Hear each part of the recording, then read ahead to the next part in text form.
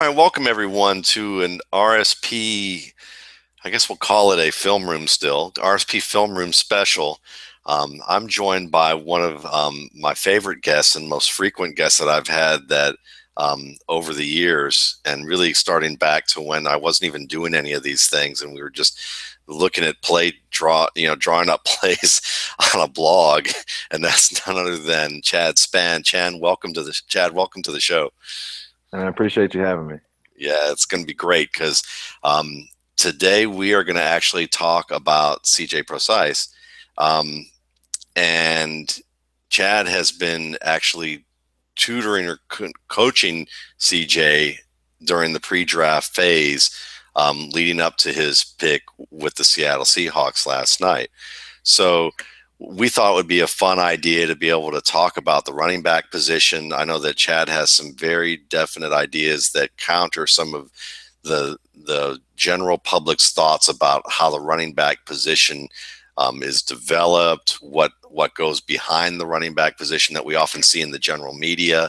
And it would just be fun to really just kind of sit and listen and learn from Chad as far as talking about the position, what he saw in CJ, early on, and then what they did to work on his game together and tie all that kind of together. So I'm going to stop talking and I'm going to let Chad, kind of just conduct the class here and talk about how this kind of came about and in terms of his interest in coaching and developing players, because Chad has worked with David Cobb at Minnesota before his senior year, and that was certainly something that you could tell, that was certainly helpful to David in his development. And then he ended up with the Titans, and now we're going to get to see some of that work also with CJ Precise. So, Chad, take it away from here. Well, I appreciate you having me, like I said, and it was about 2 years ago. I had just finished my last season with the Houston Texans, and I went and visited the University of Minnesota, where my coaching staff from Northern Illinois had went to. Right before I went up there, they played their bowl game down in Houston, so I got to watch them up close and personal play Syracuse in their bowl game. It was at our stadium, so I got to see that up close, and then went back to Minnesota a couple weeks later, and really got to train with the coaches that taught me, and really educated me on the game and how to prepare for it. And they sat me down in a room with David and told me, what we taught you, you need to start to teach him. So me and David went over a couple games that he played in, and we just really broke down the film. And then after that, we'd go out onto the field and we'd really hit some drills really hard and work out together. So it really led. I don't want to take all the credit, but he had a tremendous senior year and ended up getting drafted. And he actually started a few games last year for the Tennessee Titans. Yeah. Um, yeah. So how did you kind of get the bug in terms of wanting to teach? Was that a gratifying enough thing that you felt like this is something that, I could really do? Well, it was, but it didn't sink in at that moment. I came back to Indianapolis, and I met with some guys who have kids, some older men who have kids in the township that I grew up in, the school district that I grew up in, and a couple of those guys asked me to train their sons as far as running backs go. So later that summer, I ended up going and playing in the CFL. That would be last year. I ended up going and playing the CFL, and while I was there, I ended up tearing my Achilles. So while I'm sitting in my apartment with a cast on my leg and can't even get up the stairs to my room, um, I thought about those guys asking me, we want you to train our kids, and they I sat down and I wrote out a curriculum of how I'd want to train a running back from scratch, and that turned into a 2-page document, and I would send it out to the coaches that taught me and other running backs that I've worked with, and they all gave me their input, their feedback, and it really became a solid curriculum for what I wanted to do. And I came back to the States, and a friend of mine got me in contact with CJ Prosise, and we ended up doing a lot of work together. Nice. Very nice. So what is it about the curriculum that you're doing that may counter what the general public thinks about when it comes to running back play and running back development? Well, I broke it down to actually, I got this idea from my girlfriend who played pro basketball, and now she does basketball skill development. And it really came from her company, her program that she uses, that you have to see it first, and then you have to talk about it, and then you go out on the field and do it. So I really had to break it down into, okay, what are we trying to accomplish? Do you understand the blocking schemes? Do you understand the cuts, why these cuts are used, where they're going to be used, how the play will develop, depending on players, your blockers or your the defender's positions, where are they looking to go? Where's the best cut to make because of their position?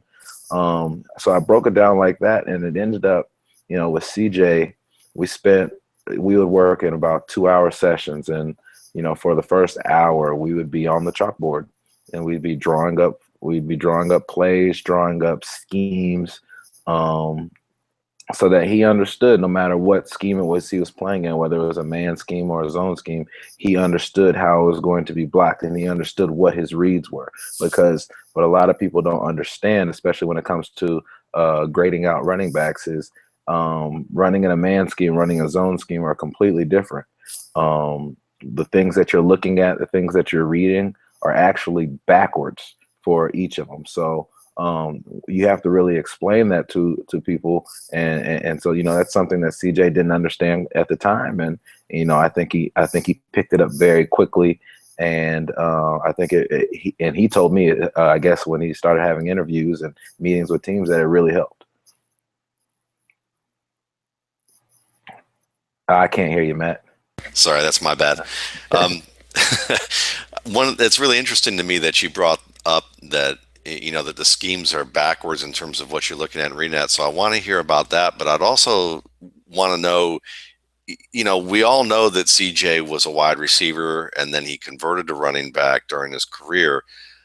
So is that something that was specific to CJ because of his conversion, or is that something that when it comes to understanding scheme and learning scheme, is that something that's more endemic to running backs in general who play college or even pro ball?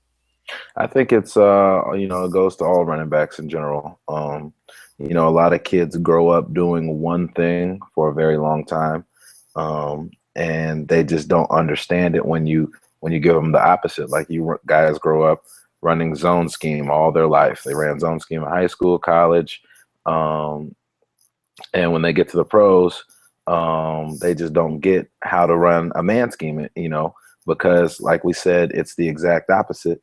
So it's something that goes for all running backs. I mean, I can give you examples of Donald Brown when he got to the Indianapolis Colts, or even Trent Richardson when he got into the league. It's very difficult for guys who are so used to doing one thing to convert to the other. So can you give me maybe a basic breakdown of what a running back is looking for in terms of scheme as a zone blocker, and then switch that to what he's doing with a man scheme? Well, all my life, probably all of your life, you've heard coaches say, run to their butts, or their butt is going to be pointing to the hole, or what have you. But that's only for man blocking schemes.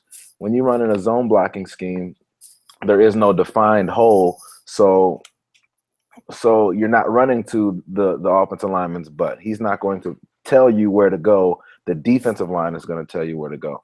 So when you're running a zone scheme, you're looking at all your offensive linemen. They are all going to be out in front of you. And that's the hardest thing to understand is when you're switching from man to zone is your offensive linemen are running towards the direction of the play. So if we're going to run inside zone to the right, all your offensive linemen are running to the right. As soon as you see one of your offensive linemen kick back and turn left, that's how you know where you need to go. There is a set aiming point, but there's not a defined hole. So with that being said, my aiming point on inside zone may be the outside foot of the tackle, but as the play gets going, I may hit the actual hole in the backside B gap, simply because everybody else got running, everybody else got out in front of me, and this is the first time that somebody has turned and turned back on a block. And when that turn back on the block happens, I need to take it. Now, the adverse of that, or the inverse of that, I'm sorry, for man blocking schemes, it is everybody's blocking back. So if we're going to run, let's say the most common man blocking scheme is power, everybody on power is going to be blocking opposite of the direction of the play.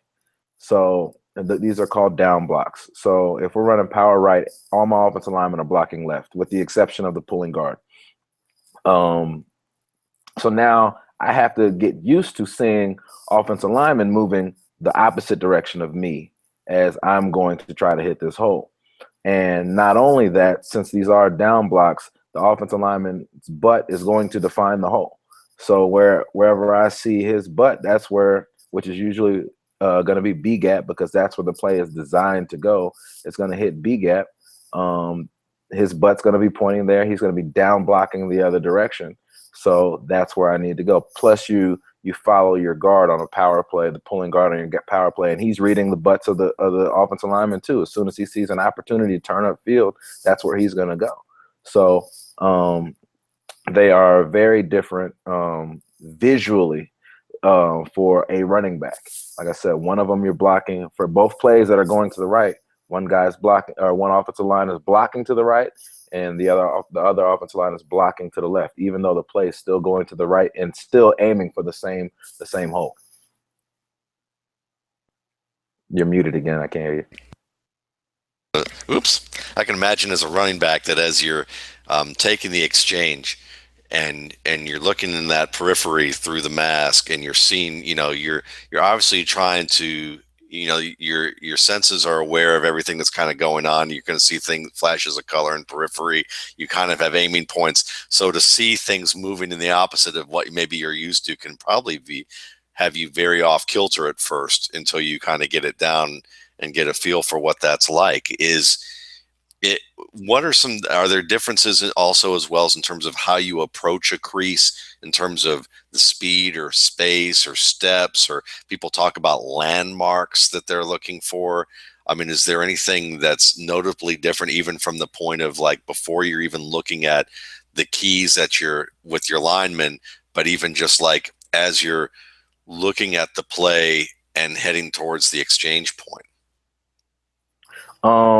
They are for zone, but not as much for a man scheme. So when I'm thinking of this, I'm thinking power for man schemes. So for inside, like I said, for inside zone or even outside zone, I have two things that I'm looking at. My coach in college called it your initial read and your primary read. And for inside zone, your initial read will be the play side defensive tackle. If you're playing a 4-3 defense, it'll be your play side defensive tackle. And then your primary read will be whoever the one technique is. If he's play side, then he's the initial and the primary read. If he's backside, then he's just the primary read. If you're running outside zone, you're thinking defensive end is my initial read, and then the defensive tackle is my primary read. And you do that because your initial read is going to tell you where it's going to hit, whether it's going to hit outside, so wider, or right down the pipe. Your primary read is going to tell you if it's going to hit play side or backside. Nice. So in your first couple of steps, you're watching your offensive line in zone. You're watching your offensive line move the direction of the play, and then you're seeing you're looking for the leverage that they have on these two players. So once you can understand their leverage, like I said, it's not butts in zone. It's more of a helmet in zone because he's moving towards the play. So he'll never turn his butt into a hole. So you're looking more towards where his helmet placement is, because if his helmet placement is play side, that means you want to continue to go play side. And it is that because he's going to continue to run that direction anyway. The defensive line is going to continue to force him play side. He's going to continue to run play side because that's where their momentum is going. However, if his helmet is play side on the defensive player, then the defensive player has to go all the way through his body to get to you. Whereas if his helmet was, say, backside, and you continue to run play side, now the defender's playing half a man and he can fall off onto you because he doesn't have to go through the offensive lineman to get to you. So that's really how you read those leverages, is really the helmet, and wherever the helmet placement is going to tell you where to cut. On a on a man play, so in power, it's going to be slightly different because you have a defined hole. You know exactly where you're supposed to hit this. It's supposed to hit B gap. If it's power kick, it'll hit C gap, but you're trying to hit it B gap, and so you'll have everybody blocking down, and your aiming point is going to be, okay, I need to get into B gap. The only thing that can change that is wherever your pulling guard goes, because the first thing as a coach, the first thing they're going to tell you is, okay, this play is going to hit B gap. The second thing they're going to tell you is follow your pulling guard. So wherever the guard hits upfield, so maybe he bumps it one more hole and goes C gap, or you probably need to be right behind him and hit it C gap. I think it takes two different styles of runners to do each thing, or maybe a runner who can do it all. But you definitely need to be more physical when you run man schemes, because you're not going to get the clearest picture all the time. So it is running hard, running low. You have to be able to break arm tackles. Where running zone, I think you have to be a little bit more patient. You have to be smart, because you have to be able to read the right hole, and then once you find it, that's when you kick it in gear and you go. So running a good zone play, you might not get touched until the second, maybe even the third level, depending on how your offensive line is blocking. But in a man scheme and in power, you probably will get touched at the first level, but it'll be an arm tackle. It'll be somebody reaching out trying to grab you. So I say you have to be more physical, because you're going to have to run through a lot of that in a man scheme, which is, like I said, completely different from in a zone, where you get to pick your hole and you get to pick the cleanest route to the next level. That's excellent stuff. And it's interesting because, it would seem to me that backs with a better integration between their eyes and their feet in terms of what they see and how they can change their stride in terms of length and pacing are probably a little and also that agility to be able to change direction well and get downhill fast. That's all a function of what's going on up here and the work that they've done, with footwork.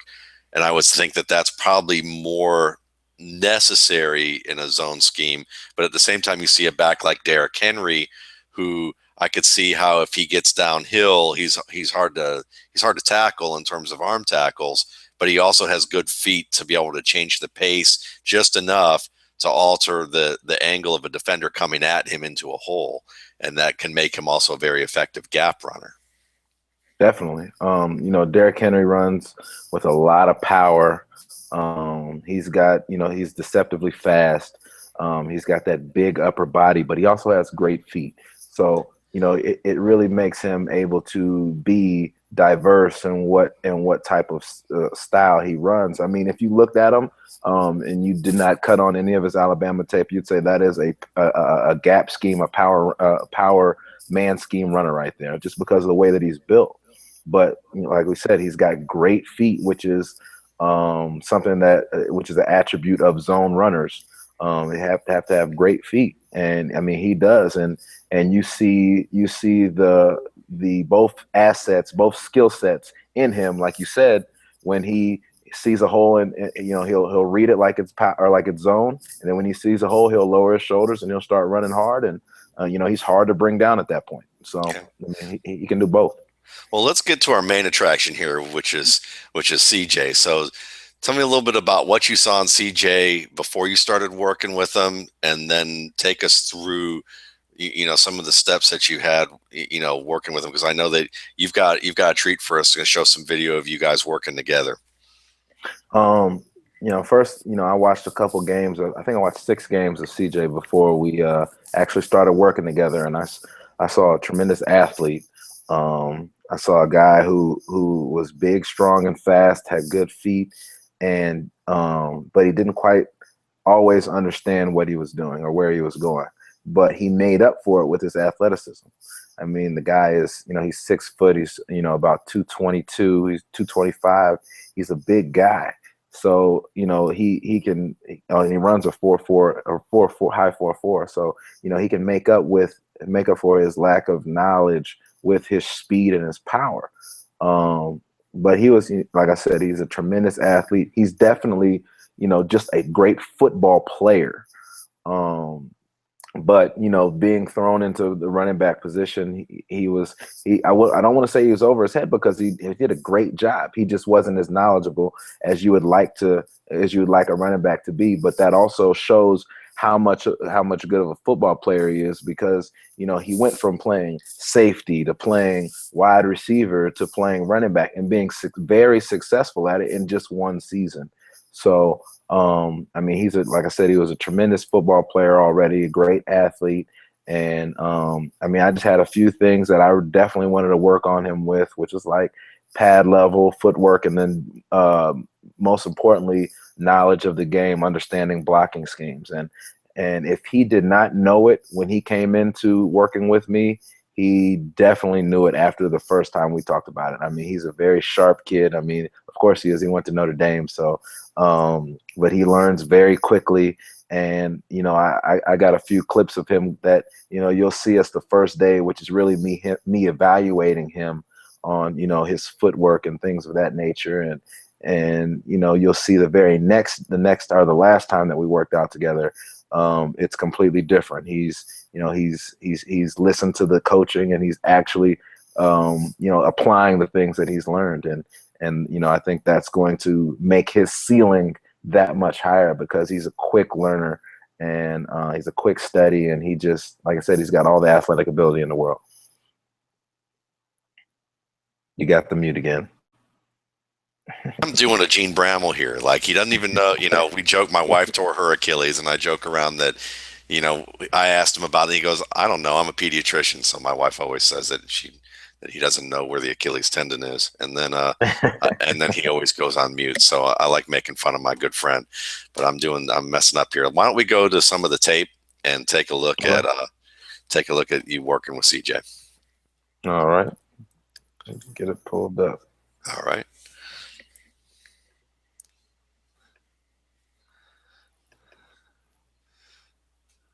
All right, looking good. All right, so that's CJ's back right there. Try one more time. It was good, but then it went off again. Sorry. Try one more. Good. Yeah, let's try that. Are we good? Yep. Is it still up? When you hit, you don't have to maximize it. I would just, when you maximize it, goes away, I think. All right, that's what I think I'm doing wrong. All right. I thought we had a dry run to get all these kinks out, but yeah, that's my bad. No, we're good. No, because it's already full screen on the thing. All right. So, anyways, that's CJ's back. As you can see, it's well defined. He's got great muscles, and no, I'm just kidding. These are just. I got about 8 clips queued up. This is our very first day. He's just going, 1 foot over the bag, and let's see that again. Like I said, one of my biggest concerns of his is, he's 6 feet tall, and he plays with a high pad level. So that's something I definitely wanted to work on with him, and I think that's something he definitely got better at. And how does a drill like this help out with pad level? where you're, because I would first look at it and think intuitively you're talking about just kind of getting knees up and getting feet up, and so that you're running through trash fairly well and your stride's kind of even. But is there something that also has to do with, with keeping pads down while you're running like that? Well, what we try to emphasize is, one, the ball security. As you can see in this picture, this video here, you see he's got his elbow tight. He's got his the nose of the ball up. That's something I made sure he emphasized. But with that, the best way to protect the ball, even with good posture of holding it, is to lean forward. And so what I want to emphasize as we go through these drills is not only being able to pick your feet up, but also to be able to pick your feet up as you're leaning forward. That will help you, one, not absorb so many hits, but now deflect hits as you're running through traffic. It'll also help you fall forward when you do go down. A guy who's standing straight up, if we just practice him going through these bags and he's standing straight up, I mean, yeah, he'll step over over feet and hands and bodies, but as soon as somebody hits him in his chest, he's going to fall down. So, and he's going to fall sideways or backwards. So, emphasizing the fact that we have to lean forward in everything that we do, even if we're trying to high knee, and these are some pretty high bags right here we're going over. Yeah. But even if we're going over these high bags, we got to pick our feet up high. I still need you to lean forward as much as you can, so that you'll, one, always fall forward, and two, you won't absorb these hits. You'll start deflecting them because you're underneath them. So here's another drill. It's our zigzag drill. It's just lateral steps, a lateral step and then a vertical step as we continue to lean forward. So, in this drill, like I said, this is the very first day we ever worked. His lateral steps were very slow, and and that's partially because he's never done this before. A lot of this stuff he has never done. Like I said, he was a defensive back converted into a receiver who was thrown into being a running back. So this isn't a knock on his athleticism. It's just a knock on his muscle memory. He just does not know it. What's the argument that, somebody could make the argument that, hey, look, a guy can get training on this type of muscle memory at this stage of his career, but is it kind of late in the game for a guy to get trained like that? Because I can see people who would cite, and I'm just playing devil's advocate with this, from people who may be watching this show and say, hey, Tim Tebow had a throwing motion that he had for years and years and years, and then he tried to fix it. But when the lights come on and he plays, he regresses back to that throwing motion. What's different about doing drills like this compared to, say, something like a throwing motion? What would be your counterpoint to that? Well, I would like to believe anything that you do, man. It takes 27 times, at least 27 times of doing something over and over to make it a habit. So, I think I'm not as sure as throwing motion, but as far as, your body control, I think you can definitely change it when you work hard at it. And, another thing that you can see in this is, look how wide his base is. Yeah. I don't want your base to be that wide. I don't want you to have to take a huge step, because when you do, look at how long it takes him. Look at how long it takes him to change gears and then turn upfield and go and sprint through. That's very difficult for him because his feet are so wide.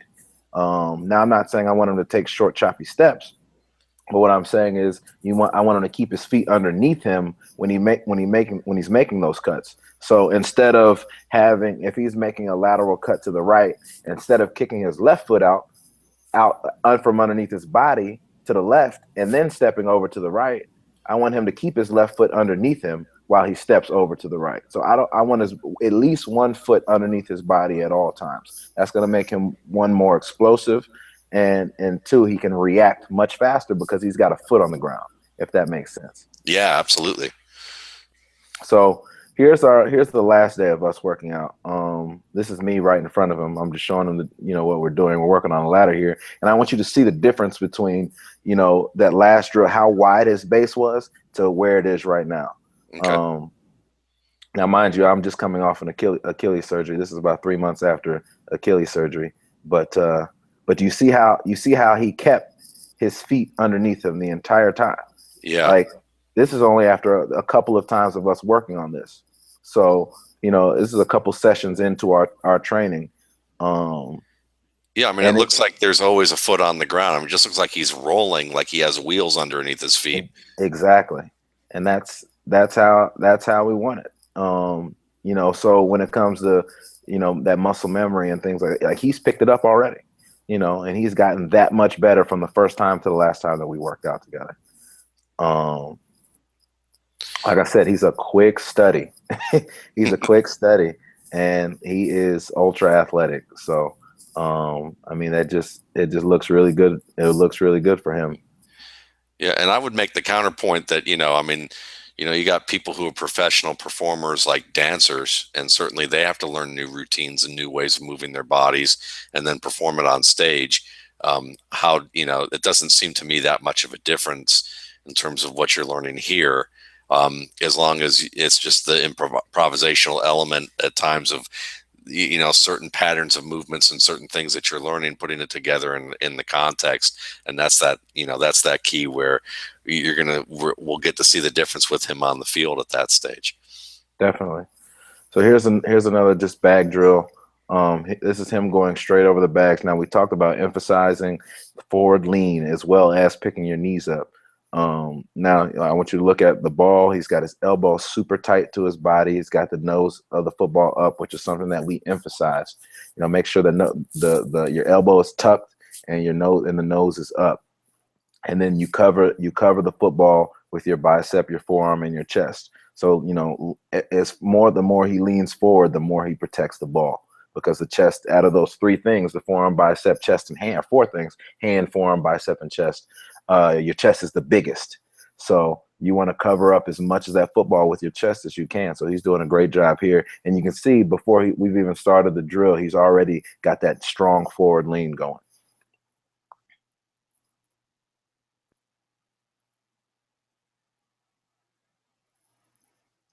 So, I mean, we're not doing tough drills right now, but you can just see his forward lean, and I'll pause it when he gets going. You can see Yeah. how far forward he's leaning, and then the knee drive is great. So, this is a great improvement from the first day that we went. And, like I said, this is something that he's picked up so quickly. You know, when I told you, I sat down and I wrote a curriculum, and I said, this is how I'd want to train a running back from scratch. Like, basically that's what CJ was. He's a guy who has no bad habits at all, because he's never done it before. He's just gone out there and played, so anything that I told him, anything that I taught him, he picked up very quickly, and he was very successful in it. You see this one, that's a different one. You see how far forward he's leaning already before the play even starts. So, and then he maintains that forward lean throughout the drill, and then he can get up and get out. He keeps that other foot underneath him, and boom, he's gone. So when there's all-star games and there are players running through these some drills that are similar to these that you see in warm-ups, and there's scouts or coaches who are watching these players, are they looking for this type of stuff? They're looking for how they're holding the ball, how they're leaning, what they're doing in terms of their footwork. Are they looking at it that closely, or are they just looking at to see how, I mean, I know that it's probably different for every coach or evaluator, but I mean, do you know guys who would share with you, this is what I'm looking for, basically what you're coaching here? Definitely. That is definitely exactly what they're looking for. They want to see, what your forward lean is, how your hips are working, how your feet work independently. Because a lot of guys can't do something like this. They'd have to skip over each bag, because they can't work their feet independently. So that is another thing that they look for, which is why we work on keeping one foot underneath you at all times. Because if your feet can't work independently, then you can't react very quickly, because you have to always be in a rhythm to make a move. Your next move has to be in rhythm. And so while you're waiting for your feet to get back on the ground, somebody's, buried their head in your chest, you know what I'm saying? Yeah. Or what have you. So, they're looking at that forward lean, looking at, how you can open and close your hips, and how your feet can work independently. So, CJ does a great job of that here. And they don't want to see guys who, especially in a drill like this, have to turn and side run through, where their shoulders are facing one way, but their lower body's facing the other way. And their lower body's essentially just running straight through this, as they look a different direction. They don't want to see that. They want to see your legs and your chest all face the same direction, and you move laterally through it. So that all comes down to how, your hips. Who are some pro backs who do this really well? Pro backs who do this well, I'm trying to think. I mean, just about everybody does well. I've worked out with AP, and he does. I mean, he's great at this. Adrian Peterson, I worked out with him down when I was in Houston. Arian Foster, another guy who can do this extremely well. But probably my favorite, he's, I've told you before, he was a workout partner of mine, and he's been a great mentor to me, is Matt Forte. Matt Forte is probably, one of the smoothest runners I've ever seen. And I mean, his hips are amazing. His stride is amazing.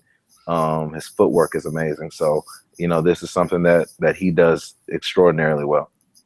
Great.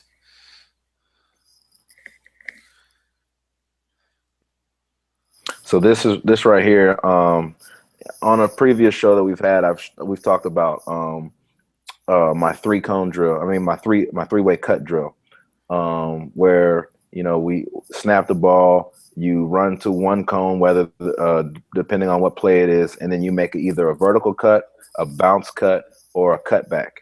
And so this is him teaching him how to do these cuts, and watching him really develop his footwork in this. So I added one more cone to this one. I don't know if you can see, there's a cone on the white line. Yes. And what that cone on that white line is trying to illustrate is the blockers, the offensive line getting off the first level, getting off the defensive line up to the second level. So now he's not only reading the first cone here, that's that my mouse is pointing to, which is the initial block on a line of scrimmage. Now he's reading the second block. So he's getting here to this next cone, and now he's reading the block on the linebacker. And what I told him on this particular play is that linebacker started in the middle of the field, and he got cut off. So since he got cut off and blocked inside, you're going to get to there, and you're going to bounce it out, or you're going to cut outside. But what our point of emphasis was, you have to get to the cone, meaning you have to push it vertical. You can't, I don't want to see you, just going from the first cone all the way to the third cone, because that's how it was blocked.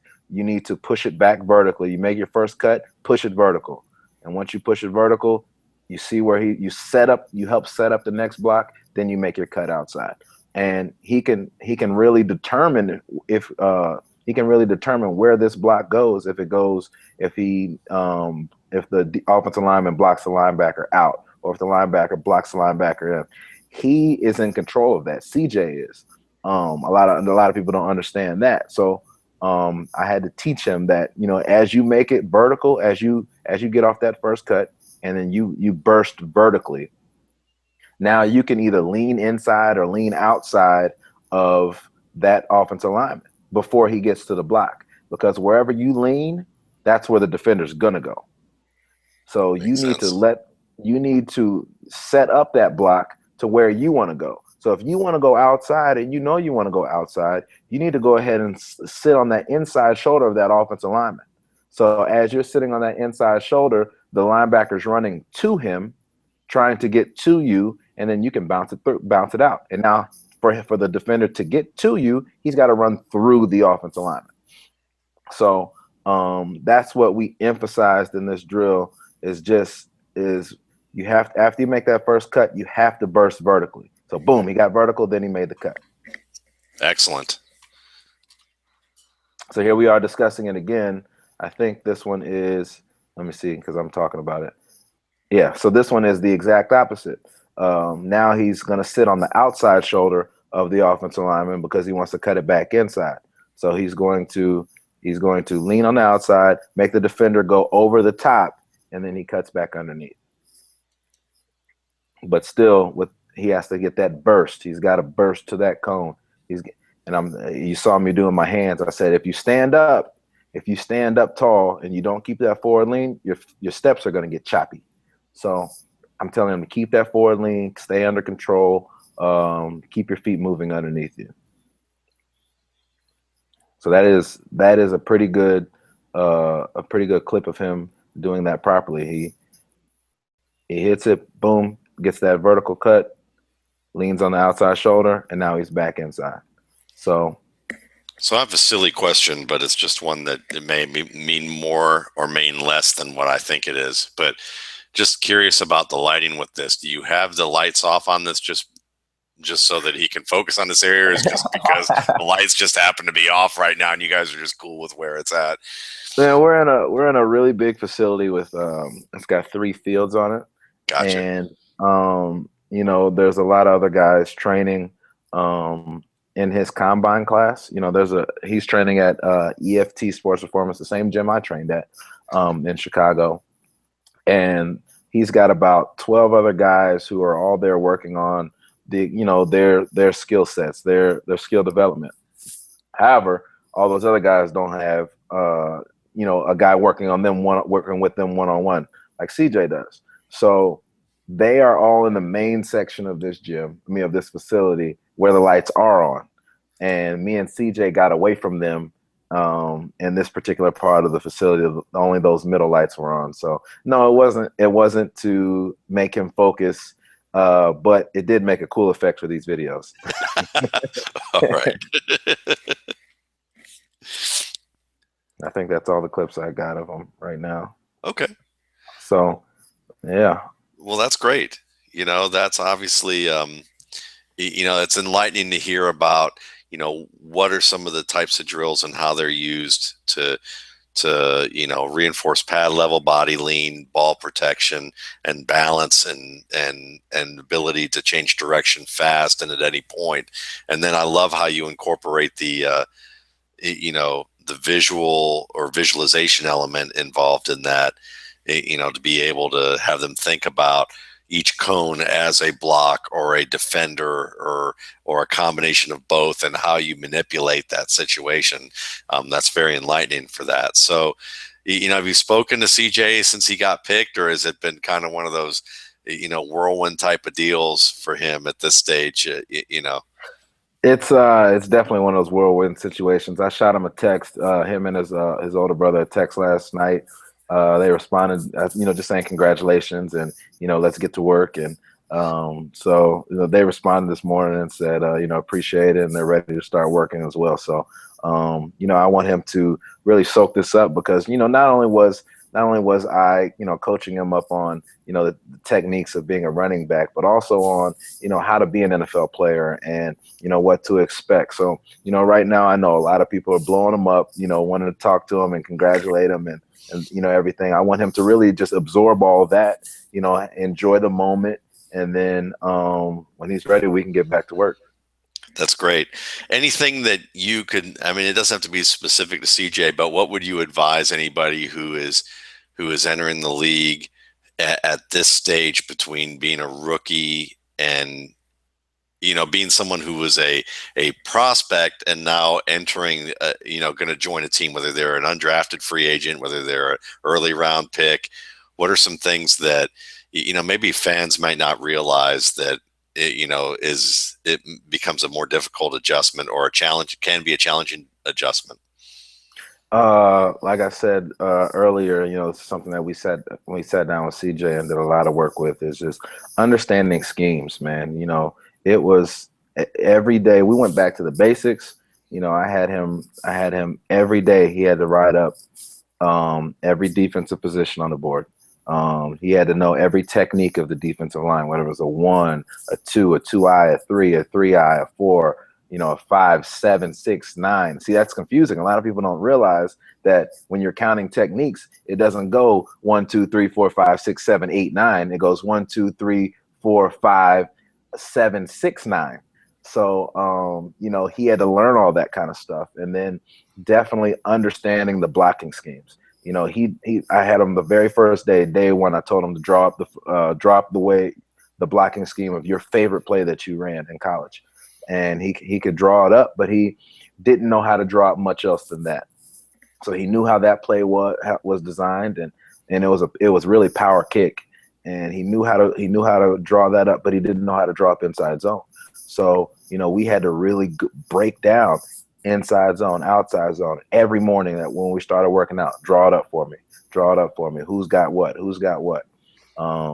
so that he knows when he gets there how to read stuff, how to run stuff. He's just not learning on the fly, but he's actually he's been through it. He understands it, and now he's just playing. Well, it's a weird world that we live in, because it's a weird world that you and I could be talking to each other on the internet at this stage, at least for someone my age who remembers rotary telephones and payphones like it was nothing. So it's very possible that we may have some folks who are tuning in who are high school players, very good high school players, maybe even very good college players, who get a chance to watch videos like this and say, you know what, I want to get in touch with Chad Spann.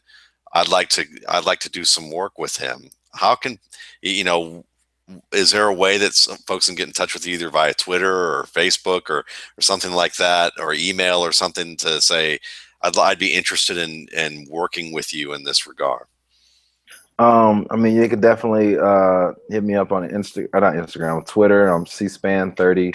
My first initial, last name 30, which is the number I play with professionally. And my email address is cspann30@gmail.com. Hopefully I might be posting some clips of me and CJ working out together pretty soon, and hopefully we plan on getting back together when they go on break after mini camps and things in OTAs. So I'll be busy working on him. That's great. That's great. Well, definitely best of luck to you. Best of luck to CJ. It's an exciting time. And, for everyone listening and watching, I want to thank Chad for coming on this show and sharing these insights with us, because it's just really awesome to be able to learn about really kind of more on the inside of what running backs do, because I think a lot of people see it as such an instinctive position, and you even hear old time guys who are very well respected in the media talk about, it's an instinctive position, and you don't really think about what goes on behind that. So thanks again for sharing in detail really a lot of things that can help a player develop. No problem, man. Appreciate you having me on again. My pleasure. All right, folks. Thanks a lot.